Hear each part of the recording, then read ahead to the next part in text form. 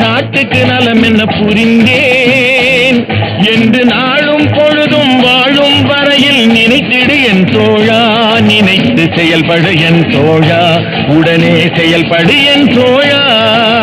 நான் ஏன் பிறந்தேன், நாட்டுக்கு நலம் என்ன புரிந்தேன் என்று நாளும் பொழுதும்